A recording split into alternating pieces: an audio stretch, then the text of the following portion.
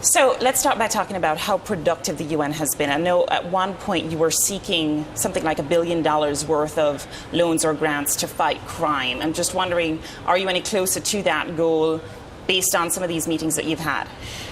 Well, we wouldn't be seeking that through the UN. I mean, that would be through our... no, I'm saying your international... Yeah, multilateral partners. Right. The discussions have been going well. There's a donors conference that will be held in Jamaica. We have developed the program. We have submitted that. A donors conference is to be held to see what commitments we can obtain. Have you obtained any at all? Well, we have got some initial assistance, albeit small. USAID has been helpful. The European Union has agreed to reallocate certain funds that had already been committed. But the substantial provisions that we need are yet to come. Naturally, we're trying to get as much grant funding as possible because we don't have the fiscal space to borrow. I mean, one of the things that we're trying to do in the new economic program is to contain our borrowing because we have just borrowed too much. So it's trying to see how much we can get in terms of grant funding to help the program. Let's talk a little bit about the grant funding and crime, for instance. Yes. What's your biggest frustration, would you say, when it comes to crime as far as your ability to fight it? I think the biggest difficulty we have right now is just ensuring that the back end of the system works. We have done very well on the front end of the system. We mounted in May perhaps the most comprehensive, sustained assault on crime that the country has ever seen, as a result of which in the months of June, July, August, and halfway into September, our homicide rate has been down by 42%. And we're going to sustain that. But what is critical, if that is to be effective, is to make sure that the back end, that's the justice system, that is making sure that we bring perpetrators to trial, that we can put the prosecution case together, that the trial can be held speedily, and that if persons are convicted, that we have proper accommodation for them to serve their sentences. So that is an area of concern. I mean, the police are doing very, very well, supported by the military. But the justice system needs to provide the back-end support if their efforts are to be successful. Let's talk about perception for a second, because I think you were referring to the Dudus situation. When Dudus was extradited here to New York, there was some concern that you were supporting him too much because he's a member of your constituency. How do you assure, say, a foreign investor that you are indeed trying to clamp down on crime, that you are serious about crime fighting, if this is the perception back home that you're too close to that situation? Well, there's an important distinction that has to be made. We're a country of laws, and we operate by the laws of our country. But we are committed as well to fighting crime wherever that crime takes place and wherever that crime is to be prosecuted. And therefore, we are supportive of our obligations under the extradition treaty we have with the United States. We have to insist that it must go in accordance with our laws. And in this case, it didn't. In this case, it did not. And we are still in discussions with the United States government in order to ensure that we don't run into this problem again. But what is significant, it's not the first time we have had a dispute with the United States. Mr. Patterson's government had a similar dispute back in the early 1990s, as a result of which his government suspended extradition for 3 years until that dispute was resolved. The essential difference between that case and this one is that in this case it involves somebody who is associated with my constituency and with my party, and therefore the immediate conclusion is that it was designed and motivated by some desire to protect, when that is not the case. Eventually we had to agree for it to go ahead, but we are still pursuing the matter with the United States. Discussions are being held. We had discussions even as recently as this week to seek to resolve that. But what is important is that coming out of one may call this sort of cataclysmic event was a national resolve and a national will. And we sought to facilitate that and to consolidate it in terms of the assault and crime. And we are looking at a reduction in the level of violent crime that we have not seen in Jamaica perhaps for the last 15, 20 years. And we are determined to sustain it. And each month it gets better. I mean, if you look at the figures for June, July, August, September, each month it is getting better. And we just have to keep that going, because we have had a level of crime in Jamaica that is intolerable. Exactly. And you can't be talking about investors and investment unless you're able to give an assurance that their investments will be safe and that the people that they have there for their investments will also be safe.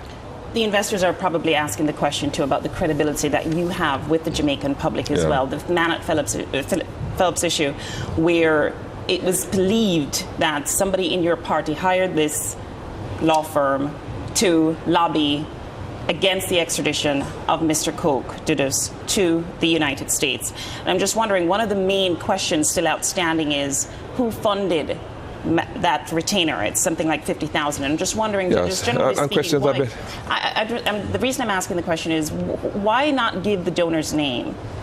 Because, first of all, political contributions are made in confidence. Okay. The opposition hasn't disclosed the name of the persons who contributed to their recent conference. I think it would be unfair. We do have, before Parliament now, recommendations from the Electoral Commission for a whole new legislative framework to govern party financing. When that is adopted, and it will be adopted very soon, then people who make contributions to political parties will understand the conditions under which those contributions are made, that your name will be reported to a special regulatory body. But for someone to give a contribution, not knowing what the contribution would be used for, he was simply making a contribution to the party, and then to turn around, particularly in this kind of controversy that has erupted, and to sort of throw him and his name right into the cauldron. When he knew nothing at all about Manat, he knew nothing at all about extradition, he had nothing whatsoever to do to that. That wouldn't be fair to him, would it? Well, that's one way of thinking about it. Let's get into the investment community as far as investing in Jamaica, because there are clearly a bunch of opportunities that you're hoping to market. What are the investment opportunities that you think that foreign investors need to know about Jamaica right now? There are many opportunities. I just had a breakfast meeting with a group of investors. We spoke about some of them. ICT, business process outsourcing. I think Jamaica is ideally suited and located for that. We're an English-speaking country. That's the language of international commerce. We're located close to the United States. We have a workforce that, where they're not trained, they are easily trainable. And that's something that we're pursuing very, very aggressively. But there are other things that we're seeking to do. We're seeking to establish Jamaica as an international financial center. I know that offshore financing is something that has been sort of stigmatized because of the position of the OECD. That's not what we're talking about. We're talking about having the facilities there. We have the infrastructure, we have the regulatory framework that will provide critical financial services for global companies. Other countries have done it. We want to get in on that action. There are interesting opportunities in tourism. Now, we've always been a good tourism country, even in spite of the recession. We have, in fact, grown our visitor arrivals. But there are areas of tourism that are pretty brand new to Jamaica. Ecotourism, for example, health tourism. What would it mean, for example, for somebody who undergoes major surgery in Jamaica and who has to convalesce for 3-4 months at great cost in the United States? Suppose they can convalesce in Jamaica, far better climate, at much lower cost. We're pursuing that. There are important areas of investment also in for example, in our spas. We have 2 of the. Are you offering any kind of incentives, though, for these investors? We are. As a matter of fact, right now, we are reviewing our package of incentives and concessions, because some of them have been in place from before you were born. They are no longer appropriate. They no longer provide the fillip that is needed. We're doing a complete evaluation of But you don't have any that you are offering right this minute? Oh, we're offering a whole range of incentives right now, existing incentives, and not putting anything new on the table until the review has been completed. But the incentives are tailored to particular sectors. For example, hotel incentives. People who build hotels get a range of incentives and concessions. We provide incentives for the entertainment industry, for movie making. We provide incentives for manufacturing, export-oriented businesses. There are a whole range. What about the incentives for the people that are in Jamaica, that are in business? What immediate incentives are you providing them to go out and invest locally to stimulate the economy? Because it's still very weak despite the success of the debt exchange. Yeah, the incentives that we offer are not tailored specifically to external or domestic investors. It's open to them. We have downtown Kingston, for example, which is now the focus of redevelopment.